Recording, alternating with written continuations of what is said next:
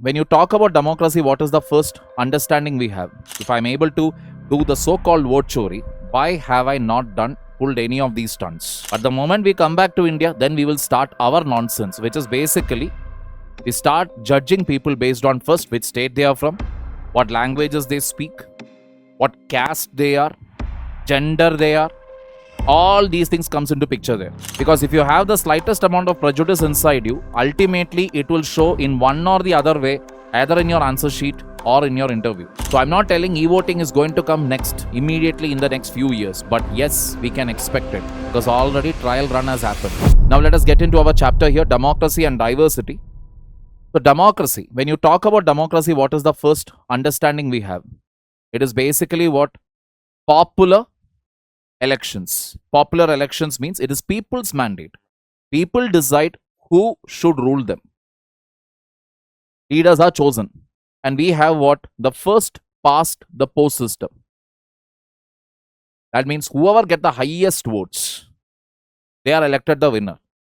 So sometimes people have asked me this doubt, sir, what if Nota gets the highest votes? Well, even if Nota gets the highest votes, it's of no use. That is, let us say A, B, C, D candidates are there. Nota got around 1 lakh. A got 1 vote. B, C, D got 0 votes. Who is the winner? A. That is the logic. Getting the point here. So, if, in other words, is Nota then of no use then? Technically, yes. It just goes on to show that there are people who don't have any hopes in the electoral process, or they don't trust any of the candidates who have stood for the election. That is what it simply means. But just because Nota votes are more, it doesn't mean that we will have a re-election. Myanmar has a military rule. Bangladesh right now, if you see, it is under an interim government which has not even called for election, even after the fact that it's been months since Sheikh Hasina has been ousted. Nepal, through popular protest, Gen Z changed the government there too. Pakistan, government changed, protest of the people. So everywhere around us, we are seeing that the election machinery or the whole process of electing the leader, that whole process has been what? Tarnished, taken out. In India also, if you see, that whole concept is somewhere lingering. Like its flames are flickering, they're telling that there is vote chori, there is Election Commission of India has got compromised, EVM hacking is happening, etc., etc., etc.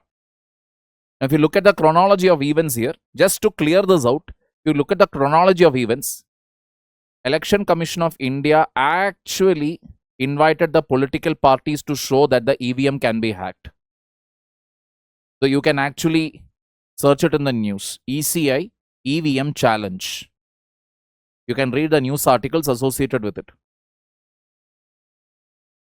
Then the next challenge was placed in the fact that VVPAT, Voter Verifiable Paper Audit Trail.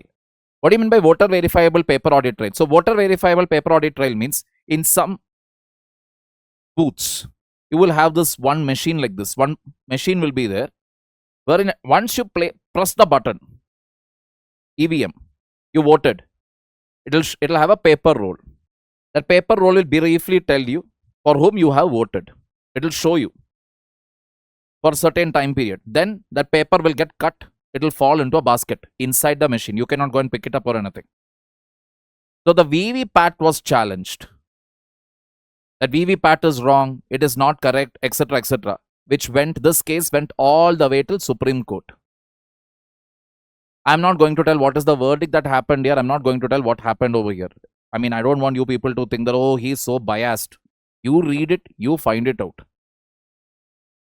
Coming to the next part again, that is the so-called vote chori. Again, I'm not going into the details of it. My question here is, if I was actually capable of influencing the outcome of the election, 2024, why didn't I get more than 50% of seats in Lok Sabha? Why? If I really could have manipulated the election, I would do it in my favor. Because it was the year where Ram Mandir, etc. was inaugurated. Even if I get more than 400 seats, nobody is going to doubt it. Correct? Explain this. Number two, if I really could have influenced the votes, vote chori or whatever, some hatafai I'm able to do with the votes, why is it that I was not able to win proper seats in West Bengal, in Telangana, in Tamil Nadu, in the state of Kerala? Why? How did I manage to lose in all those places?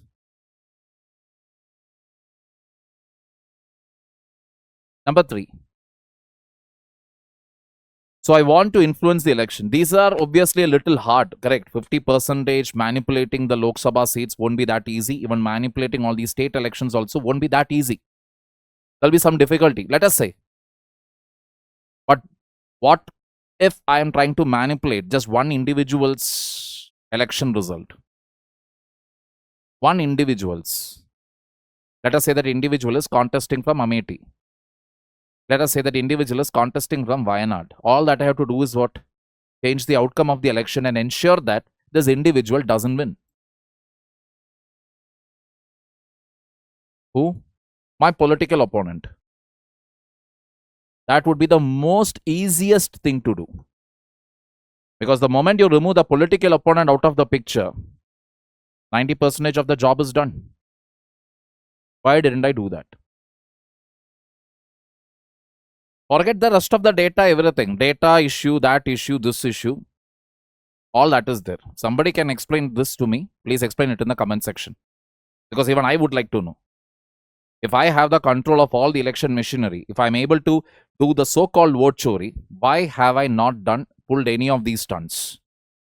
Because this way, I could have, by influencing the outcome of the state election, as well as Lok Sabha, I could have ensured a clear majority, not just in Lok Sabha, but also in Rajya Sabha, and thus passed any bill that I wanted.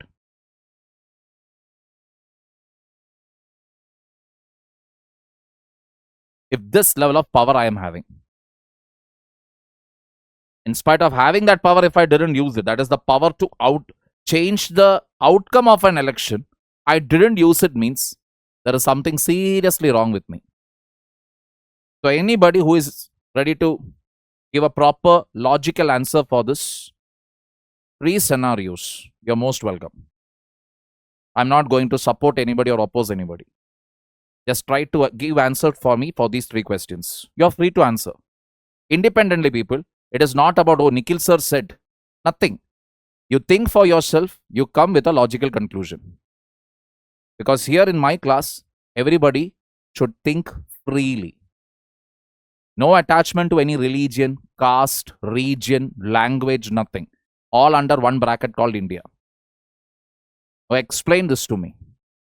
That's all that I'm asking. All right. So, Saudi Arabia, like you know, it's a king's rule. Pinochet in Chile didn't attain his position through the public's electoral choice, rather by military overthrow of popular unity government. So that is again a leader of Chile back then. Clear? So these are some of the examples of non-democratic rules. Basic aspects of democracy, representative democracy, majority's decision it is. Then democracy, if you actually see, one problem associated with it is that it is actually a majority's choice there. It is not necessary that all sections of the population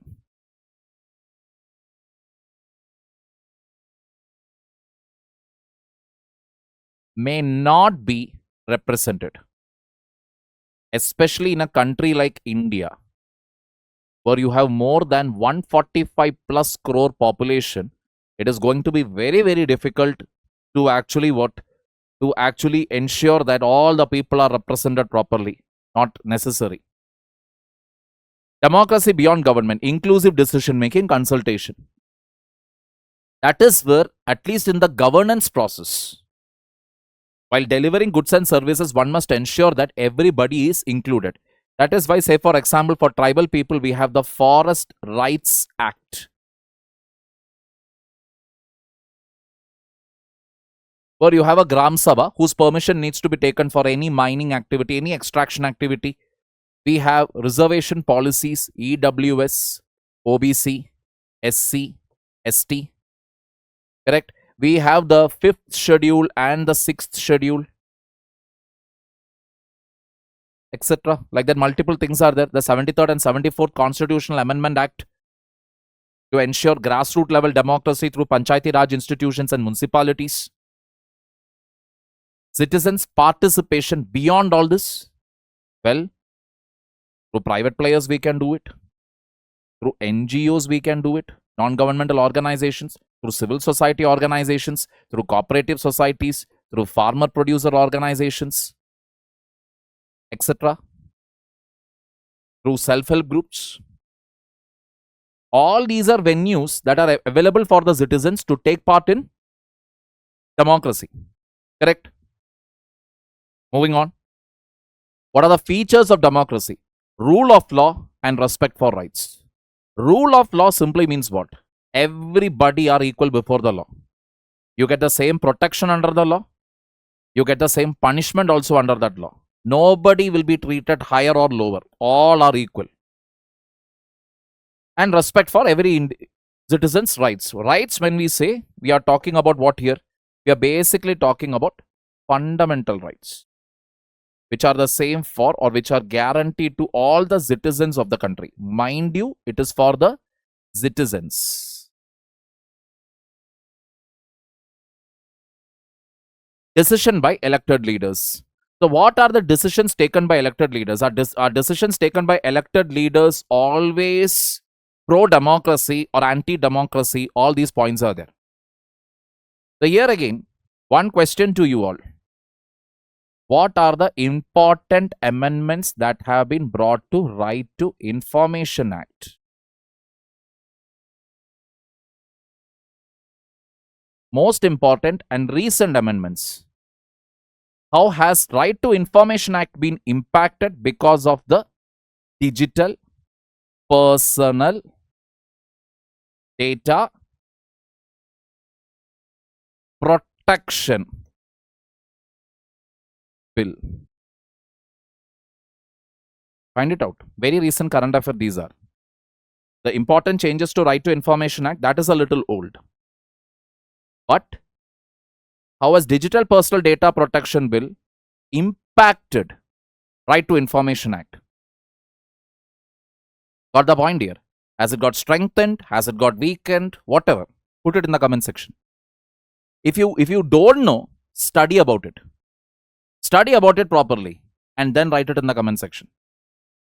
Clear? Moving on. One person, one vote, one value. That means anybody in India who is more than 18 years of age will get what? Voting rights. And that is based on what?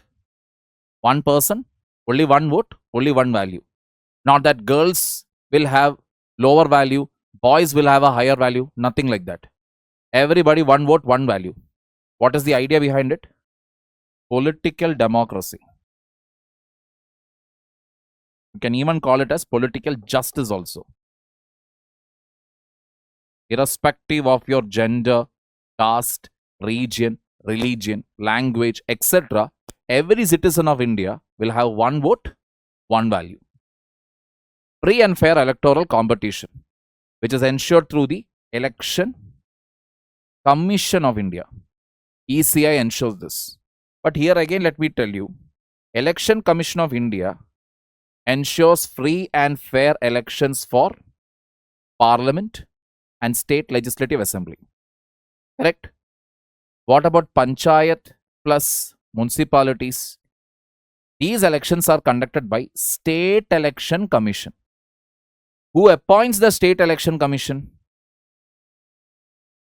States.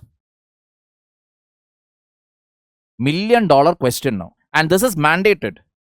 That is, regular elections should be conducted for panchayats and municipalities. This is mandated by the 73rd and 74th Constitutional Amendment. That means it is a provision in the Constitution that you have to conduct these elections every 5 years on time.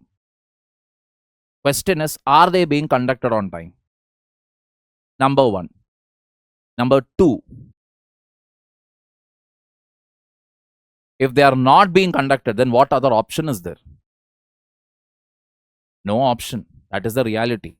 If there is one provision in the Constitution which all the states in our country, more or less, except for the maybe the state of Kerala, most of the states are actually tampering with. That is not conducting the elections of panchayats and municipalities on time. JP states are also guilty of it. Congress states are also guilty of it. This is the reality. But what can be done then? Nothing. Even now also, if you see, municipal elections or civic elections, civic polls are about to be held in the state of Maharashtra. Why are they being held? Because of a Supreme Court directive.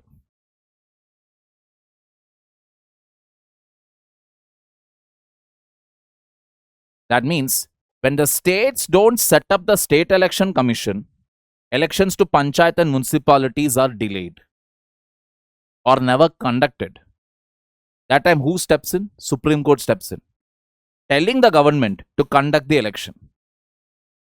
So even though we are having proper timely conduct of elections happening at the parliamentary level and state legislative level, calling ourselves a democracy is nothing but a farce, considering the fact that as far as grassroots level democracy is concerned, we don't conduct the elections on time. That is the reality. Can anybody tell me what is the reason why states don't set up SEC? Even if they set up the state election commission, why is it that they don't want elections to happen on time? Can anybody put it up in the comment section?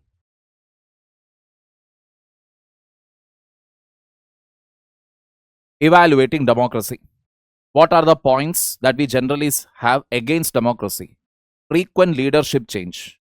The best example for this is the time period from 1991 to 2004.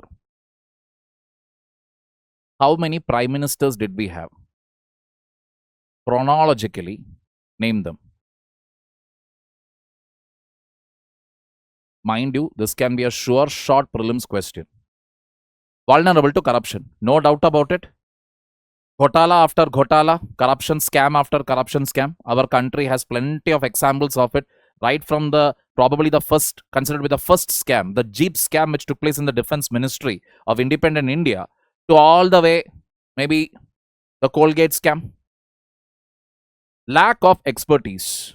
Even today, if you look at it, 33% of MLAs in our country are having serious criminal cases against them. Close to 50% of MPs also have what? Serious criminal cases against them. This is the reality.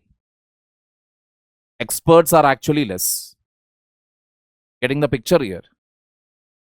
Delay in decision making because there is too much of discussion.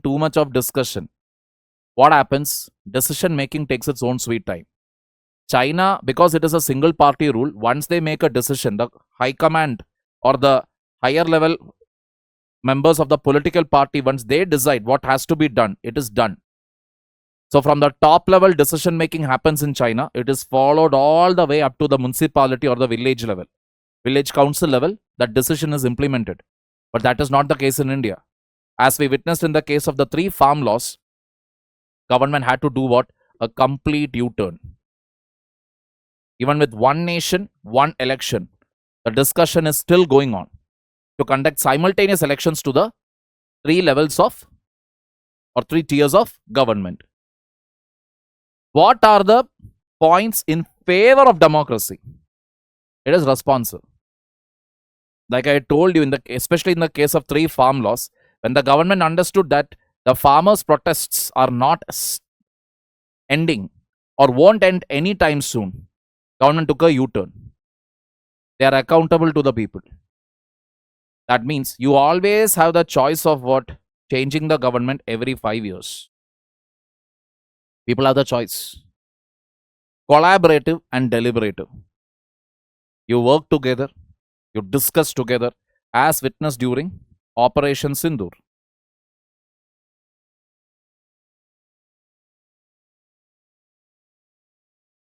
Better conflict resolution. So always there is a scope for what? In case any differences of opinion happens, in case any let us say a new problem arises, etc. This is a better way of resolving it. debates, discussions inside the parliament, asking the people what do they think, all of that. So this offers that option here, discussing and debating it with people and understanding what do they think before making any changes. Scope for self-correction. You can make correction to your own rules. Say, for example, government tried to come up with something called fact check unit. This was struck down by the judiciary. Government changed it. Government did not go ahead with its implementation. Or even when you talk about the electoral bond scheme, again, judiciary struck it down. So there is ample scope for correction. You can correct yourself. You can bring changes. That is the logic here. Moving on. Outcomes of democracy. Accountable, responsive and legitimate government. It is an accountable government. Like I told you, the Prime Minister along with the Council of Ministers is generally what we consider as the government. They are answerable to the Lok Sabha. Responsive government. If the people don't like something or the people want something, government has to deliver. So like I told you, 3 farm laws is the best example for it. Legitimate government. Government is in power because they have a majority. Be it in Lok Sabha or be it the Legislative Assembly, if you have more than 50% support there, you can be in power. The day you lose it, you'll have to come down. Economic growth and development. Economic outcomes of democracy. See, it is a reality that in democracy, you try to ensure what? Almost everybody gets some benefit. It is not actually possible to ensure that all the people are equally treated there. Financially, I'm talking about in the financial sphere. There will be people who will get more benefits or there will be people who are able to make more profit. That is the reason why we say that democracies can exhibit significant inequality. Even when we see from 1991 actually, inequality has actually increased. Where top 10% owns a lion's share of India's resources. A lion's share. But at the same time, poverty has come down. Compared to the 50s, the 60s, the 70s, from 1991, when you overall look at it, the levels of poverty has actually come down. Means it is true that in a democracy, yes, inequality will be there. But at the same time, because it is a democratic government, it is a government where pro-poor measures or welfare measures are also undertaken. It will help in what? Poverty reduction. Clear, people? Moving on. Accommodation of social diversity. It accommodates all types of people, especially in a country like India. Any racial attack, any casteist-based slur, ethnic attack, etc. are not tolerated at all. There is zero tolerance towards it. Dignity and freedom of citizens. Every citizen's dignity, freedom, etc. are always protected. You can always approach the Supreme Court in the event your dignity under Article 21 is questioned or threatened or insulted. Clear, people? Diversity. We have cultural diversity. Like I told you already, religion, caste, region, language, dance forms. All this, when you look at it, we are a very culturally diverse crowd. Even if you take the state of the smallest state here, let us say Goa. I mean, Goa, more or less, you can find uniform culture. But even then, North Goa, South Goa, Goa bordering very close to Maharashtra, etc. There you will find a lot of regional variations within that state. Historical migration and diversity. Obviously, from the Arab traders, the Chinese traders, or even when you talk about the later on Portuguese, Dutch, French, English, so many people had come into this country, which has literally impacted the culture here. Geographical impact on diversity. So geography also, that is the geography of our country, Himalayas, the desert, Thar Desert, the Gangetic Plains, the Deccan Plateau, the coastal region, the northeastern region. Because of the geography, they live in a certain way, which has again influenced what? Their culture there or the diversity there. Differences and prejudices, elements of diversity, diverse foundations of identity is there. So when we are outside India, we all call ourselves Indians only. So when we say that in Ireland, Indians were attacked, we only say it what? Racial attack on Indians. We don't say racial attack on Kannadigas, racial attack on people from UP. We don't call it like that. Because outside we only have one identity, that is India. But the moment we come back to India, then we will start our nonsense, which is basically we start judging people based on first which state they are from, what languages they speak, what caste they are, gender they are. All these things comes into picture there. Multifaceted diversity, like I told you, caste, region, religion, all that will lead to prejudice, which will again lead to stereotypes. Prejudice means a preconceived notion about an individual. You are having a preconceived notion inside you. Stereotype means based on the prejudice, now you are generalizing the entire population. That is what it means. So, prejudice is there between north and south, between east and west, between northeastern citizens and probably the rest of India. So all these prejudices we have, which again leads to unfortunately what? Stereotype. So for my videos again that I have seen, one guy is there who constantly comes there and puts up one comment. Fake Mallu Gyan, Bhak Mallu.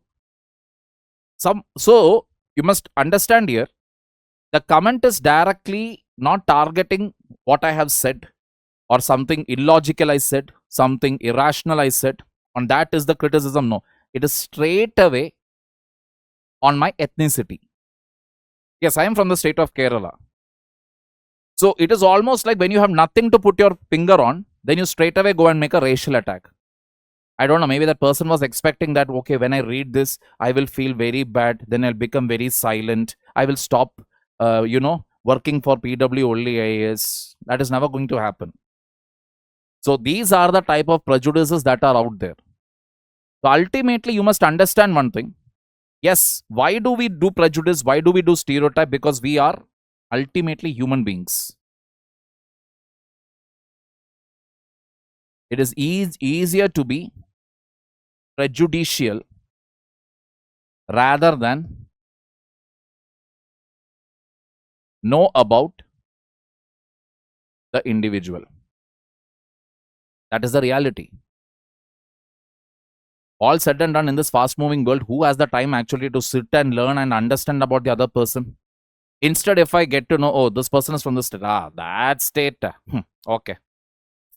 That's prejudice right there. Oh, you are from this part of this place. Oh, understood. Prejudice again. Got the point here.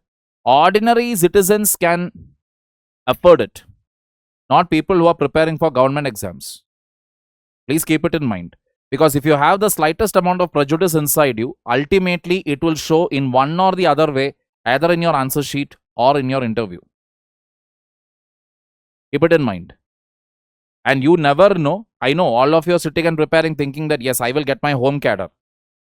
But 99% of you who will clear the service, there is a very good chance that you are not going to get your home cadre. You will probably end up in a state where the culture will be as different as chalk and cheese from your culture. So you cannot afford to have such prejudicial attitude or such stereotyping. What you will do is you will keep an objective mind towards everything. Learn about an individual, understand that individual, judge that individual only on the basis of the actions, their karma. Clear, people? Inequality and discrimination. Manifestations of discrimination are there. Manifestations. See, there are good positive discriminations there, like reservation policies. That is a good thing. We need to give reservation policies to ensure that, yes, there are certain sections of the society who have been discriminated against very badly in the past. So to help them come forward, we are giving them reservation. We give them age relaxation. We give them more number of attempts, or we give them relaxation when it comes to the criteria for promotion. All this we do. That is positive discrimination. But negative discrimination when you do, you, like I told you, based on stereotyping, based on prejudicial attitude, you judge a person just because of the language they speak, the accent in which they speak, or maybe the state or region from where they come from. Factors causing discrimination. Multiple factors are there. See, Indian society in general is discriminating. That is the first and foremost thing that we need to understand.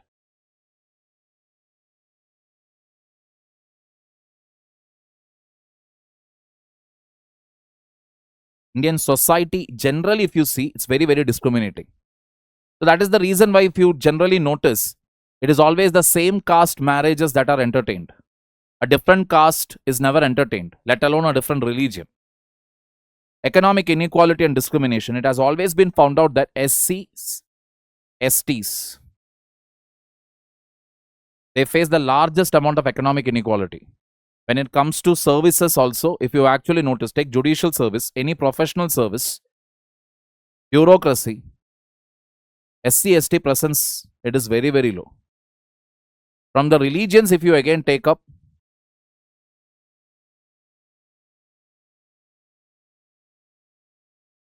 Muslims again are very low in number. And if you actually try to find a study for this, you will find that why are they low in number when it comes to all these services? Because again, poor education, overlapping forms of discrimination. So there are overlapping forms. Say for example, somebody is from South, slightly dark skinned. Getting the point? Slightly dark skinned means immediately the judgment is made that this person could be from the low caste. And I can say this because I am from the state of Kerala. There are people who do that actually, and who have said that also. People have outrightly said, "Oh, you are from here, then how come you are fair?"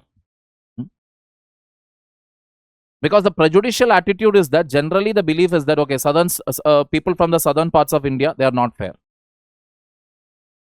Yes, some sections are there where people are slightly having a darker skin tone. But the comedy or the sad irony is that when they actually meet somebody who is a little fair, with a fairer skin tone, there is an element of shock and surprise. How come? How come you're fair? How come you're fair? That is the next question. So, those are overlapping. A person from South should only be dark. Person from South should only speak in a certain way. Person from South will not be knowing Hindi. On what basis? So this is what happens when you make a prejudice that is based on one or two data, from one or two news or one or two information what you got. You try to extrapolate it and think that, okay, the whole crowd behaves like this based on that small information, whatever you have, which again leads to what? Discrimination. Clear, people? Striving for equality. It's a struggle for equality in our country, no doubt about it. Talk about political equality, economic equality, social equality. It is not at all easy. Political equality, at least to a certain extent, yes, we can say greater than or equal to 18 years. That is fine. But when it comes to economic equality, we are still miles away from achieving it simply because of the inequality, the haves and the have-nots. Margin is very huge. Social equality, all people are not treated equally. Forget caste, religion, etc. Are women having the same set of opportunities that men have? Not talking about the fact that women should go and join NSG Commando or Special Forces. But I'm talking about whether women get the same set of intellectual opportunities that are available for men in our country. North to south, east to west. Struggle for economic equality. Like I told you, it is there. Constitutional and legal efforts. So there are, in our constitution, that is especially the preamble, we are trying to ensure what? That justice is secured for everybody. Justice, liberty, equality, fraternity mentioned in the preamble. In that again, we are trying to ensure that all types of justice reaches the people. So here again, Supreme Court uses Article 13 which is basically judicial review to see whether the parliament or the government has not passed any law or committed any act which is violative of the basic structure of the constitution. You have Article 32 as well as Article 226, through which writs can be issued in case the fundamental rights of the citizens are violated, respectively in Supreme Court and High Court. Then you have Article 142, which gives Supreme Court sky-high powers to pass any decree or order to ensure complete justice. Clear, people? That is all about it. The last time I had actually mentioned an example of e-voting which has started on a trial basis.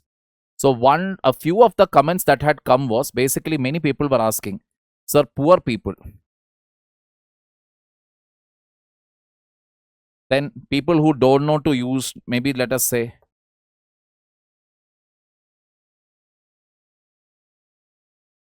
not tech savvy.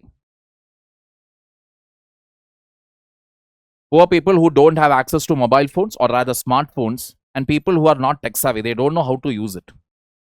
All right. So this is a reality. Now let me just tell you this thing here. Again, the state of Kerala. Kerala has become 100% digitally literate. Kerala also happens to be the current state now with the highest concentration of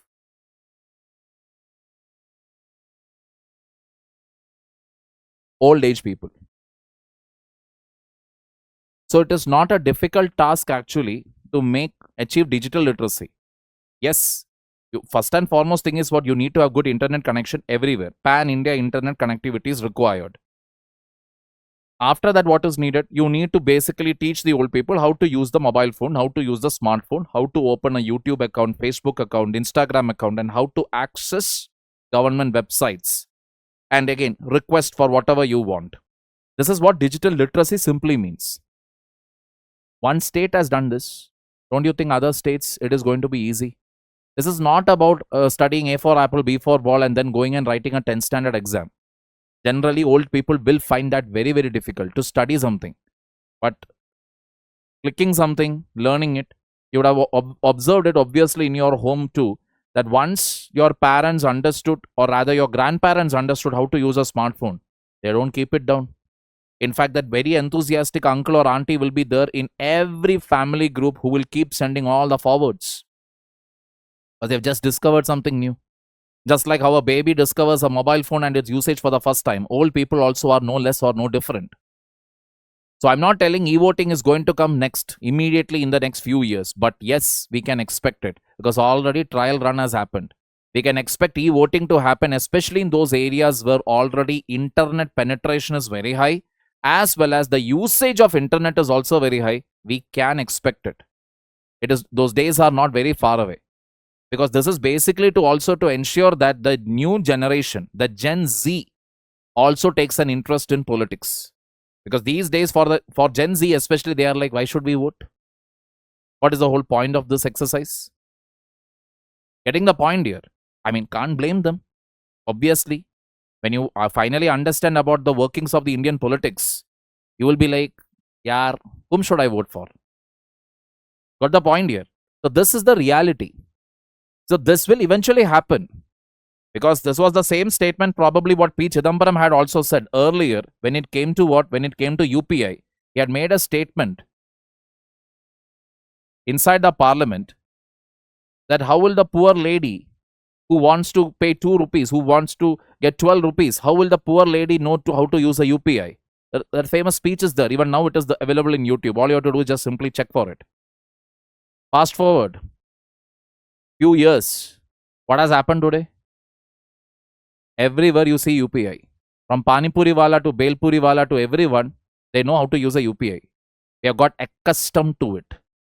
So e-voting is not a Herculean task and all. Once you get to know how to use it, people will see the fun in it.